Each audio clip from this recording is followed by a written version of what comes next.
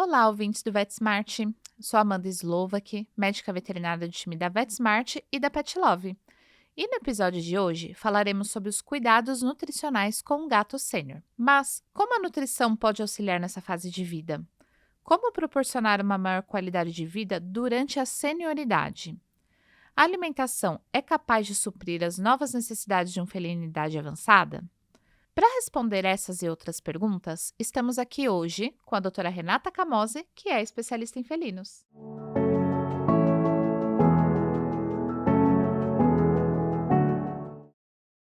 Olá, doutora Renata, seja muito bem-vinda ao VetSmart. Obrigada, estou muito contente de estar aqui. A convite da VetSmart, da Quatri. Eu queria agradecer muito a presença de todo mundo, né, que está assistindo e ao convite. A gente que agradece a sua presença, tá? Vamos do começo? A partir de qual idade o gato entra na fase sênior? O gato, ele é considerado sênior a partir de 10 anos de idade, né? Com 11 anos de idade, ele já é considerado um gato sênior. Certo. Isso, desculpa, de acordo com guidelines, né, das diretrizes de estágios de vida da Associação Americana de Médicos de Felinos. Certo. E quais são as principais mudanças físicas e comportamentais desse paciente felino nessa fase de vida mais sênior? Isso é bem individual, né? A gente vê que os gatos hoje, os gatos sêniores, a gente vê muitos pacientes saudáveis, até porque cada vez mais a gente faz, os tutores estão entendendo, né, que é importante fazer um acompanhamento de vida periódico, avaliações de rotina e tudo. Os veterinários estão indicando mais isso também. Então, a gente vê gatos senis muito bem, na verdade, de estado geral. Mas o que a gente começa a ver já nessa idade, assim, são algumas alterações já osteoarticulares. Isso é bem comum, né? Então, gatos acima de 11 anos de idade, ou 12 anos de idade, uns 80% mais ou menos já tem alteração osteoarticular, né? A absorção deles de nutrientes já começa a ser comprometida, então eles começam a ter mais dificuldade em digerir nutrientes, em absorver esses nutrientes, em realmente aproveitar isso da dieta. É comum a gente ver as doenças renais já, às vezes já tem mais, assim, gatos mais idosos mesmo, né? A gente pode ver algum declínio cognitivo já, em geral não nessa idade, com 10, 11 anos, né? Mas um pouco mais velhos. Então, talvez sejam as principais alterações aí que a gente vê em gatos idosos. Muito interessante. E fala um pouquinho dos seus pacientes. Qual o gato mais velho que você pegou? Eu acho que o gato mais idoso que eu atendi, que foi meu paciente, tinha 24 anos. Era uma fêmea, na verdade, uma gatinha. A Mimi, ela chamava. Ela tinha 24 anos.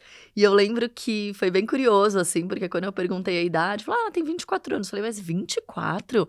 E ainda eu falei, não deve ser, né? Perguntei mas que ano que ela nasceu? E aí a pessoa falou, não, foi nesse ano, porque foi no mesmo ano que o meu filho nasceu. Então, era realmente verdade, assim. E foi essa idade, 24 anos. Mas cada vez mais a gente tem atendido gatos, assim, com 18, 19 anos, já é algo rotina, assim, né? Quase 20 anos já é bem comum a gente atender. Ai, que legal. Bom saber que os gatos estão vivendo mais, né? E me conta um pouquinho, se você pudesse escolher 3 principais sistemas do organismo do felino que mais estão vulneráveis nessa faixa etária, quais que seriam? Olha, se eu fosse falar assim de bate-pronto, certamente seria sistema osteoarticular. Então é Certo? algo que a gente vê e na verdade é muito negligenciado, porque o gato ele tem esse comportamento mais discreto, mais sutil em manifestar sintomas. Então isso é dificilmente reconhecido pelos tutores e até pelos veterinários. Então a dor, a diminuição de movimento, né, da mobilidade. Então o sistema osteoarticular acho que é algo que a gente tem que prestar muito atenção. Com certeza, renal e trato gastrointestinal. Então, pela diminuição e dificuldade de absorção de alguns nutrientes, principalmente proteína. Então, acho que são os 3 pontos aí que a gente tem que prestar mais atenção mesmo. Que interessante. E falando de sistema nervoso e sistema imunológico, o que que a gente vê de diferente nesses gatos mais velhos? O que que chama a sua atenção para os cuidados em casa? Bom, Como eu falei, né, assim, gatos mais idosos, a gente começa a ver esses sintomas de, por exemplo, disfunções cognitivas, realmente de... Eu não gosto muito desse nome, mas é um nome que existe, né, que é a demência senil. Seria uma disfunção cognitiva, né? A gente começa... É mais comum ver em gatos um pouco mais idosos, então aos seus 14, 15 anos, né? Não é tão comum ver já a partir dos 10, 11 anos. Então, é bem interessante, assim, os tutores prestarem atenção, porque às vezes isso é só interpretado como, ele tá ficando velhinho, tá gagá, sabe? Essa coisa. E na verdade, não. De fato, pode acontecer perda de memória, perda de comportamento aprendido, manias. Então, o gato começa a querer acordar de madrugada e comer naquele pote no meio da sala naquele horário. E ele vai gritar enlouquecidamente, né, até você ir lá dar essa comida. Então, essas mudanças de comportamento, trocar dia pela noite e tal, isso pode acontecer. Assim como também vai acontecendo perda da acuidade visual, perda da acuidade auditiva, né? E isso, às vezes, a gente acaba correlacionando com problemas neurológicos mais graves, porque é um gato que vai miar mais, porque ele não tá escutando, é um gato que pode ficar mais restrito nos seus movimentos, especialmente se ele, enfim, tiver num ambiente diferente. Se você, vou me mudar e vou levar meu gatinho de 15, 16 anos. Ele não conhece aquele lugar, né? E você não sabe que ele era cego, porque ele se adaptava muito bem naquele ambiente, né? Você não sabe que ele enxerga menos, porque ele estava adaptado.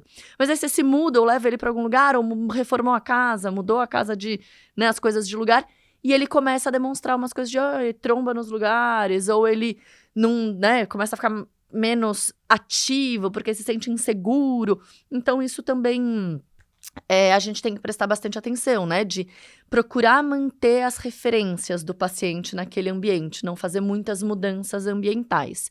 E em termos de sistema imunológico, de fato, né, acontece um declínio, acontece uma alteração do sistema imunológico, tanto que são pacientes que são mais suscetíveis a complicações de doenças respiratórias, infecções, né, respiratórias, infecções renais, às vezes até o desenvolvimento de alguns cânceres, que, querendo ou não, também está relacionado, né, de certa forma, com o sistema imunológico. Então, são pontos também de atenção, sem sombra de dúvida.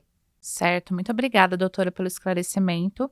E falando um pouquinho agora de nutrição, você acha que tem um papel importante a nutrição ao longo da vida desse gato para a gente ter uma longevidade maior? Absolutamente. Isso, assim, é algo que eu brinco, né, que aquela máxima de você é o que você come é absolutamente verdade. E o gato, se a gente for pensar, né, isso até é interessante porque tem muita gente que pergunta, eu queria dar uma alimentação natural pro gato, acho que é melhor e tal. E na verdade, assim, se a gente for pensar no que é um alimento natural mesmo pro gato, é um rato inteiro, com pele, com pelo, com osso, com vísceras, com conteúdo intestinal que tá lá dentro, com tudo. Então, assim, quando a gente, né, domicilia esse paciente, né, eles estão em domesticação, mas quando a gente domicilia esse paciente, a gente não, né, a gente vai interromper o hábito de caça, a nutrição através da caça, né, a gente não vai permitir isso, e a gente vai dar uma ração, é absolutamente importante que a gente dê um alimento balanceado, completamente balanceado, né, então, que tenham, o gato tem uma série de nutrientes que a gente considera essenciais na alimentação, então que eles precisam adquirir por meio da alimentação, eles não vão produzir esses alimentos, então precisa ser um alimento que seja enriquecido adequadamente com esses componentes. Isso, existem requerimentos nutricionais específicos ao longo da vida, então, sem sombra de dúvida, por toda a vida, uma boa dieta, né, uma boa ração, às vezes até tem aquela coisa de, mas é muito caro e tal, vai economizar em tratamentos ao longo da vida, sabe? Garantir uma boa nutrição. Então, eu sou super a favor de que isso deve ser um investimento, assim. Muito interessante, né? Porque muitas das vezes o tutor acaba considerando só o preço das rações, né? E quando a gente pensa em fórmula, o que o médico veterinário deve considerar para escolher uma alimentação que supra todas essas necessidades especiais que você citou, principalmente nessa faixa de idade?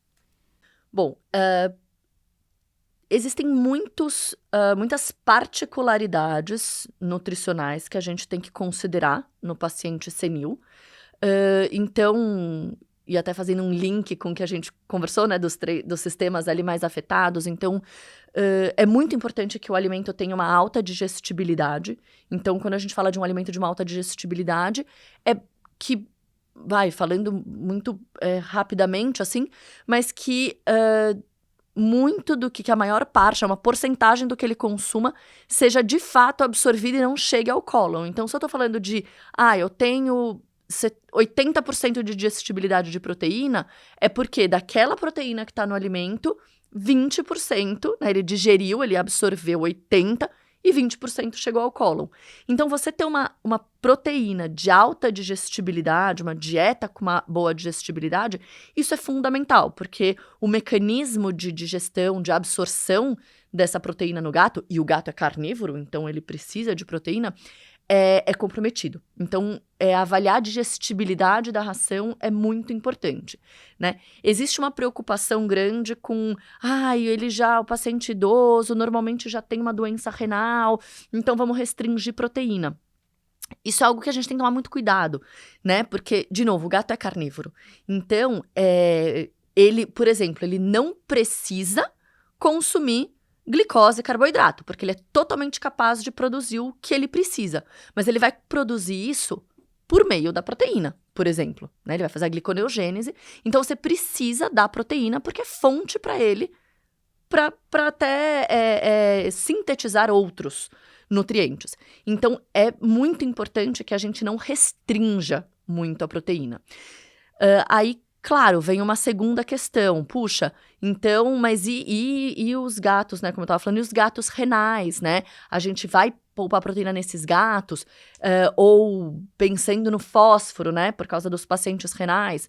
Bom, é verdade dizer que uma dieta com muita proteína, ela tem bastante fósforo. E o fósforo, sim, é deletério pros rins, né?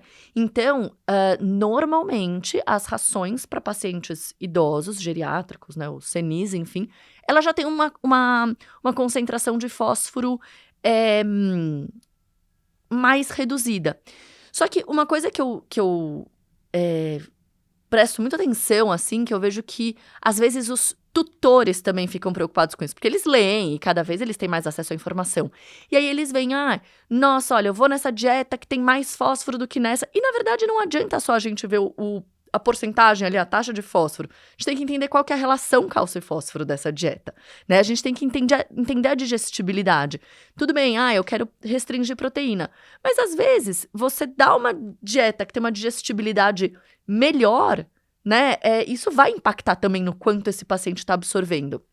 Então, assim, só para não me alongar muito, né? Porque, de fato, é algo complexo, assim. Mas acho que o fato é a gente avaliar cada paciente de forma individual, né?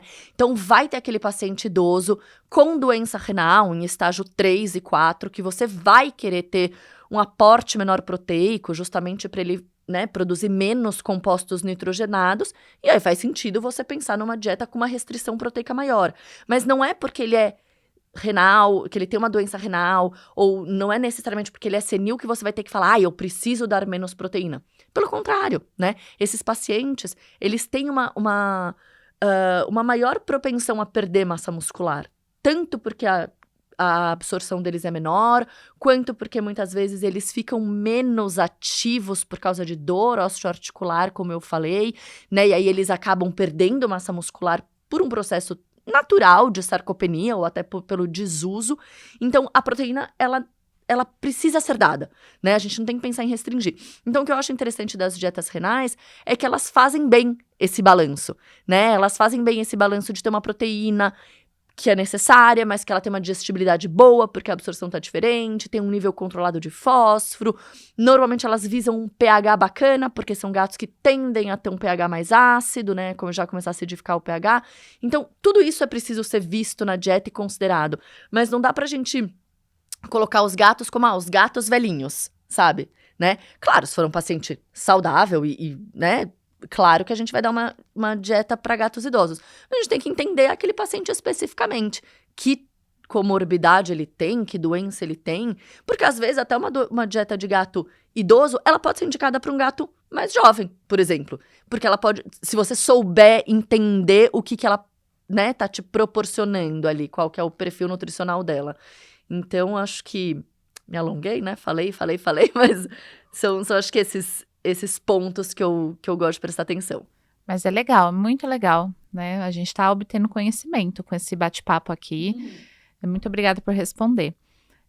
Em relação à suplementação, a gente sempre ouve, principalmente na medicina humana, conforme a gente vai envelhecendo, a gente precisa ingerir mais antioxidantes, produtos com beta-glucano. Então, gostaria de ouvir de você, os gatos também têm essa necessidade de suplementar? Ou eu devo procurar uma ração específica? Vamos lá, na verdade, assim, tudo indica que sim, né? Com gatos, os gatos são sempre os últimos a serem estudados, né? Então, a gente tem muita informação com o ser humano, depois algumas informações acabam sendo extrapoladas para cães, aí começam muitos estudos para cães, aí umas informações são extrapoladas para gatos, e aí depois começam os estudos para gatos. Então, em cães, eu nem quero invadir uma área que não é minha, mas em cães já tem bastante estudo comprovando o benefício e a eficácia de suplementação com beta-glucana, com ômegas 3 e 6, etc. E com gato, tudo indica que também seja bem importante, né? Então, as beta-glucanas, elas são componentes que estão estão em vários, na parede, na verdade, de bactérias, de leveduras, de alguns cereais também, mas o que é mais estudado na veterinária é o componente da parede da levedura, do Saccharomyces, né? E ela é uma fibra, na verdade, prebiótica, então ela tem uma série de funções, ela ajuda a nutrir o microbioma intestinal. Cada vez mais o microbioma intestinal tem sido alvo de estudos, porque tudo que a gente come, na verdade, tudo que a gente ingere, passa por um processamento, entre algumas aspas, assim, do microbioma intestinal, né? Então, existe hoje, cada vez mais na medicina humana, muito, mas na veterinária também, uma atenção especial aí ao microbioma, porque tanto que a gente sabe que o microbioma ele é alterado em várias doenças, sejam elas gastrointestinais ou não. Então, a gente nutrir esse microbioma, selecionar as bactérias do bem, vamos dizer assim, em detrimento de outras que são, enfim, que não são benéficas, né, ao organismo, isso é muito interessante. Então, as beta-glucanas, elas ajudam nessa nutrição do microbioma intestinal, elas ajudam numa série de funções, enfim, do organismo mesmo, justamente por nutrir esse microbioma e aí ajudar enfim, a favorecer essas bactérias do bem, vamos dizer assim. E aí ela tem um impacto muito importante também na imunologia. Então, não existe, até onde eu sei, espero não estar falando besteira, mas não existe ainda nenhum estudo muito específico de beta-glucano avaliando o sistema imunológico de gatos, né? Mas o que os autores dizem e extrapolam é que, assim, as beta-glucanas, elas têm uma importância bastante relevante na imunologia, né? No trato imunológico de vários animais. Então, provavelmente com gatos é a mesma coisa. Então, isso é o lance das beta-glucanas, além de ter um importante efeito antioxidante mesmo e até antitumoral, né? Já tem alguns estudos mostrando. E o ômega 3, ele não é uma fibra, não é, né, outro componente, é uma gordura, vamos dizer assim, mas tem muitos efeitos benéficos de combater radical livre, em várias doenças, né? Então, em doenças cardíacas, doenças osteoarticulares, doença renal, ajuda a preservar massa magra, né? As beta-glucanas também, isso não é muito estudado em gato ainda, mas elas ajudam também nesse metabolismo de colesterol, então elas têm um efeito ali de diminuir um pouco, ajudar um pouco a diminuir colesterol, controlar a glicemia, então isso é bem comprovado, assim, em cães, já não vou dizer que é bem comprovado, porque eu não tô super a par dos estudos de cães, mas tem mais estudos em cães do que em gatos, né? Mas tudo indica que sim, que tem esses mesmos benefícios. E o ômega 3, como eu disse, é muito importante suplementar. E é muito importante que essa suplementação venha de produtos com óleo de peixe, porque, por exemplo, óleo de linhaça, vamos supor, também tem precursores de ômega 3, mas o gato não consegue fazer essa conversão, né, de pegar ali o ácido linolênico, que é o ALA, e transformar ele em EPA e DHA, por exemplo. Então, a gente já tem que dar a fonte animal, de origem animal, para o gato consumir. E sim, né, esses suplementos, eles são dose dependentes. Então, é interessante que sejam suplementados sim. Ah, que legal. E trazendo um pouco para essa questão renal que você citou, né? A saúde dos rins, ela é um tópico de atenção na clínica de felinos. E como que ela deve ser encarada, assim, na senioridade? Você pede para os seus pacientes fazerem um check-up, você pega esse sistema e fala para o cliente, olha, eu tenho que fazer o exame a cada 6 meses. Como que você trata essa questão dos rins? Bom, os meus pacientes, eu sempre indico que eles façam check-ups regulares. Isso depende se o paciente é um paciente saudável ou se ele já tem alguma doença conhecida, alguma comorbidade associada, enfim. Então, esses check-ups, eles variam, né? Bem individual. Mas gatos que têm já gatos senis, por exemplo, a gente recomenda esses check-ups a cada 6 meses.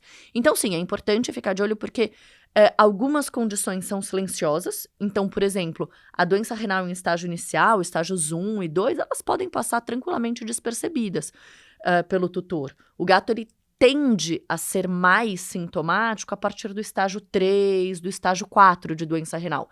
Então, é importante a gente já avaliar isso e monitorar isso desde cedo, né? Então, ao longo da vida, para a gente conseguir entender os valores basais daquele paciente. E 2, porque quanto antes a gente identifica uma alteração, melhor a gente consegue acompanhar aquilo. Né? A gente consegue entender se é uma doença que está estável, se é uma doença que está evoluindo, se nesse momento faz sentido eu trocar para uma dieta, né, renal, se faz sentido deixa eu dar só uma dieta de gato idoso que vai ser suficiente, porque ela vai ter essas propriedades, vamos dizer assim. Né? Então, sim, eu peço check-ups regulares.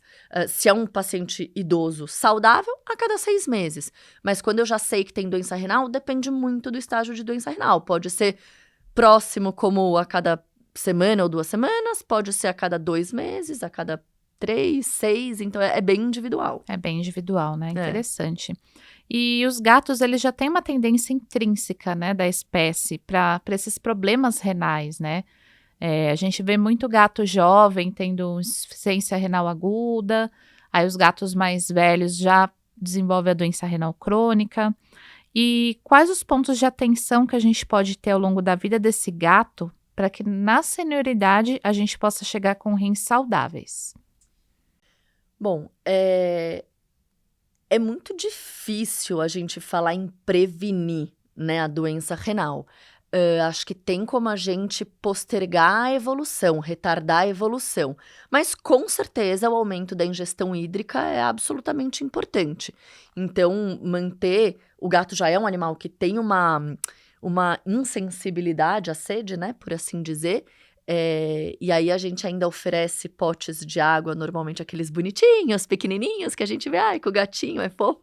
E aí eles não bebem água, né? E a gente precisa entender qual que é a preferência daquele gato. Então, normalmente eles tendem a preferir potes mais amplos, né, de superfície ampla, potes que sejam mais rasinhos, vários potes espalhados pela casa, porque justamente por eles serem um pouco mais insensíveis à sede, se eles falam, nossa, o pote tá lá na lavanderia, e aí esse pote tá do lado da máquina de lavar, ele vai beber água, aquela máquina liga e ele assusta. Ele faz associações, ele não vai até lá beber água, né? Então, deixar mais potes de água espalhados pela casa. Bom, eu falo isso, mas o meu gato, assim, ele gosta de beber água, assim, sabe, no copo. Ele enfia a carinha e gosta de beber água. Então, isso é muito individual. Mas fontes de água, sachê, então, adicionar água no sachê, isso é super importante. Então, acho que a questão da ingestão hídrica, da nutrição é muito importante. E os check-ups mesmo, né? Pra gente entendendo como que tá essa função renal mesmo. Ah, certo. E além desses nutrientes específicos, né? Como que a digestibilidade e aproveitamento do alimento vai influenciar a nutrição dos gatos sênior? Então, assim, você tem alguma dica? O que você pode falar, assim, para quem está adotando um gato que já é mais velho? Eu acho que é bem importante, acho não, tenho certeza, assim, que é bem importante preconizar uma boa ração. Então, isso é absolutamente importante, porque uma boa ração, ela tende a ter uma boa digestibilidade, né? Uma boa ração para gato idoso, ela tende a ter uma boa digestibilidade. Então, esse gato, ele vai conseguir absorver, né? Digerir, absorver esses nutrientes de forma mais eficiente, mais eficaz. E a gente sabe também que os nossos pacientes, eles estão vivendo muito mais, né? Igual a doutora citou, tem um paciente seu que tem 24 anos, né? E principalmente por causa dos avanços da ciência, da medicina veterinária.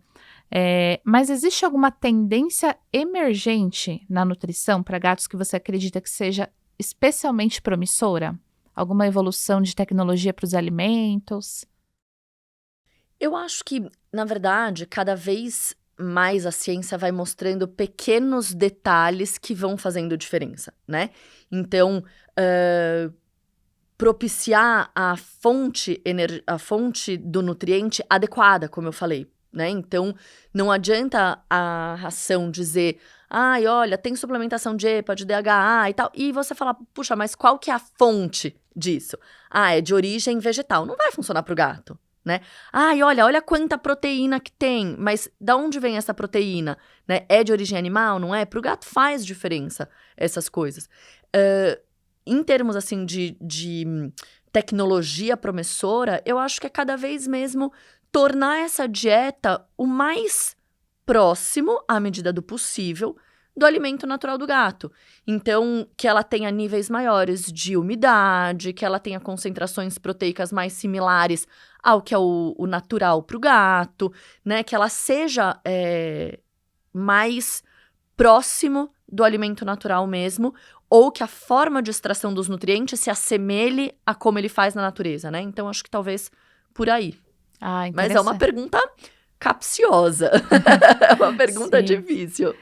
Não, é porque a gente recebe muito relato, assim, de tutor querendo colocar alimentação natural, né? Então, deixar bem claro que para alimentação natural a gente precisa de um cuidado maior, né? Em relação ao alimento. O que você pensa, assim, sobre dieta natural? Eu sou bem contra, pra falar a verdade. Pra gatos, tá? Pra cães, enfim, outra história, assim. Pra gatos, eu acho bem complicado. Bem complicado porque eles têm muitas particularidades nutricionais, e não só nutricionais, mas alimentares. Então, o gato, ele é um animal petiscador, ele come várias vezes de pouquinho em pouquinho. Ele é um animal que é seletivo para comer, né? Então, mais do que o paladar, mais do que o gosto da ração, para ele vai ser interessante aroma, a crocância, a consistência, o nível de umidade, o frescor.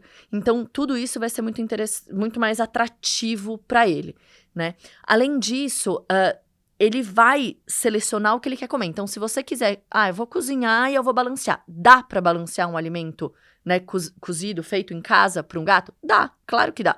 Né? Tem até trabalho mostrando que é possível você balancear um alimento vegano pro gato, né? Agora, assim, se a gente tá buscando um alimento natural, tudo que tem de menos natural pro gato é isso, né? Então, eu acho que eu entendo que algumas pessoas se incomodem com o fato da ração ser industrializada, porque as pessoas estão querendo consumir produtos cada vez mais naturais e menos processados, industrializados, né? Eu entendo essa tendência.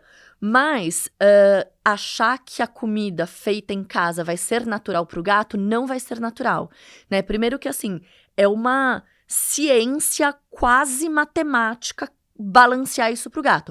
E apesar da gente cozinhar tudo e fazer tudo e montar o pratinho, a gente sempre vai ter que suplementar. A gente vai ter que suplementar cálcio, a gente vai ter que suplementar taurina, a gente vai ter que muitas vezes suplementar ômegas, né? Então, a gente vai ter que suplementar. E na hora que você põe o suplemento, o gato muitas vezes não aceita. Você vai ter que educar o gato a comer em horários, né? O que não é muito natural pro gato, mas é possível educar, né? Você vai precisar fazer uma almôndega, uma massa ali, porque se você colocar no pratinho, ele vai selecionar. Eu quero só a carne, ou eu quero só, né? Então, assim, eu acho que o risco de desbalancear é enorme.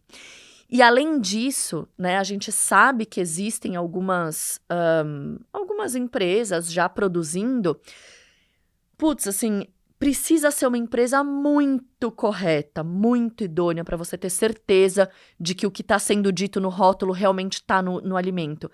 E por mais que esteja, é preciso uma tecnologia enorme, voltando naquele ponto que a gente falou, para que o gato consiga absorver daquela maneira. Porque, como eu falei, o que adianta eu dizer, olha, isso daqui tem 40% de proteína, mas no rótulo não vem dito qual que é a digestibilidade daquilo, quanto que o gato está absorvendo daquilo. Então, eu acho muito complicado o tutor ler rótulo e se basear nisso, né? Porque a digestibilidade não vai estar descrita ali, na maior parte das vezes, né? Então, eu acho bem complexo, assim, eu acho que tem que ser um alimento de uma empresa que esteja há bastante tempo no mercado, que a gente possa confiar, enfim, eu sou dessa opinião. Tá certo. E para aqueles tutores que têm um gato idoso, por exemplo, um gato acima de 12 anos, e tem um gato de meia idade, nesses casos você aconselha o que para esse tutor?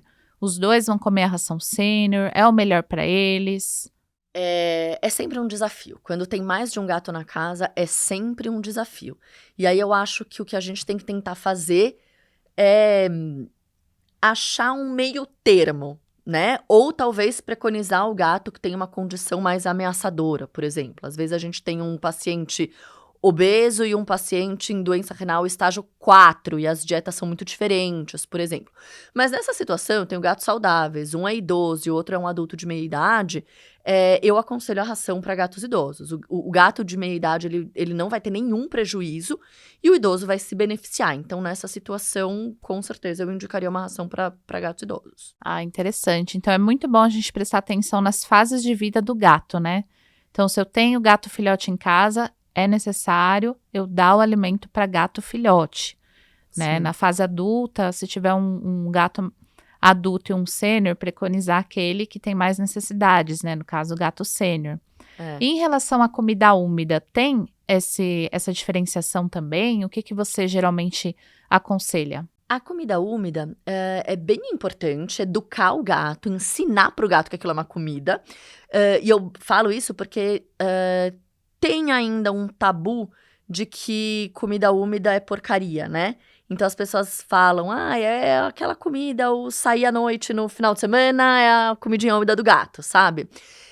E na verdade não, a comida úmida ela é muito benéfica. Ela se assemelha muito ao conteúdo nutricional do alimento natural do gato, né? De uma presa. Então ela tem ali seus 70%, 80% de água.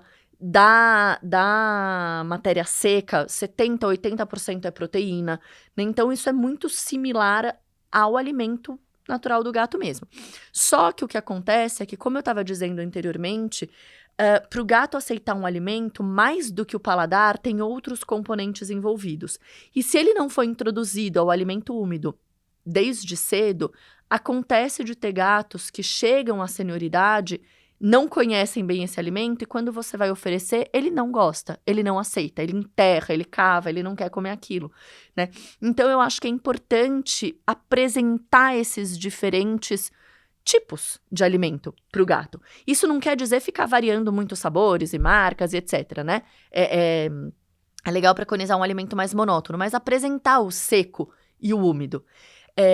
Então, isso é bem importante, assim, e pode ser dado todos os dias. O que acontece é que, normalmente, o que os tutores fazem é o que a gente chama de mix feeding. Então, dar as duas comidas. E, em geral, a base do alimento acaba sendo a seca. Então, o componente nutricional do alimento úmido, o que ele interfere no final, né, ali da dieta, acaba não sendo tanto assim, né? Justamente porque é muito água. Então, imagina, por exemplo, um gato que ele come a maior parte do alimento dele como ração seca e o tutor dali, sei lá, uma vez por dia, 1/3 do sachê, 1/2, 1/4, porque ele divide com todos os gatos da casa, né? No fim, aquilo lá vai acabar representando proporcionalmente pouco, né, de todos os nutrientes do gato. Então, por que eu tô explicando tudo isso? Porque, às vezes,